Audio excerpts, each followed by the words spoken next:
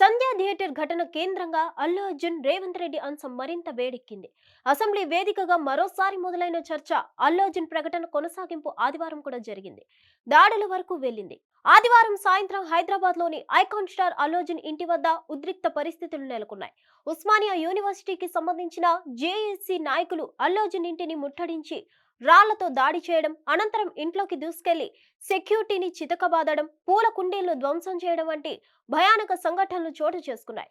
వీటికి సంబంధించిన వీడియోలు సోషల్ మీడియాలో బాగా వైరల్ అయ్యాయి. తెలుగు సినిమా ఇండస్ట్రీని జాతీయ స్థాయికి తీసుకెళ్లిన హీరోల్లో ఒకరైన అల్లు అర్జున్ కి ఇలాంటి పరిస్థితి రావడం తెలుగు సినిమా ఇండస్ట్రీ చేసుకున్న దురదృష్టం అంటూ సోషల్ మీడియాలో నెటిజన్స్ మండిపడ్డారు. సీఎం రేవంత్ రెడ్డిపై తీవ్రమైన విమర్శలు చేశారు.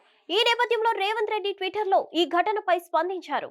రేవంత్ రెడ్డి ఏమన్నారంటే, సినీ ప్రముఖుల ఇళ్లపై దాడి ఘటనను తీవ్రంగా ఖండిస్తున్నారు.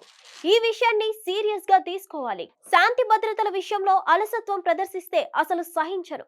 దాడికి పాల్పడిన వారిపై కఠినంగా వ్యవహరించాల్సిందిగా రాష్ట్ర డీజీపీ, నగర పోలీస్ కమిషనర్ ని ఈ సందర్భంగా ఆదేశిస్తున్నాను.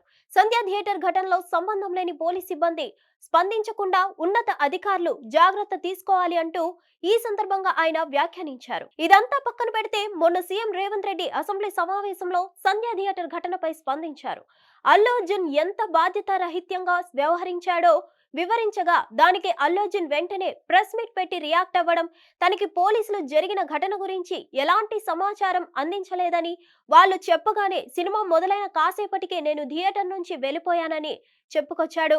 ఇకపోతే ఈ ఘటనపై అల్లు అర్జున్ కి బెయిల్ రద్దయ్యే అవకాశాలు ఎక్కువగా ఉన్నాయని అంటున్నారు విశ్లేషకులు. హిట్ టీవీ యాప్ ని డౌన్లోడ్ చేసుకోండి. ఇందులో short news, live news, entertainment movies అన్ని అవైలబుల్ గా ఉన్నాయి. Please download Hit TV app. Hit TV app. Hit TV యాప్ని ఫ్రీగా డౌన్లోడ్ చేసుకోండి.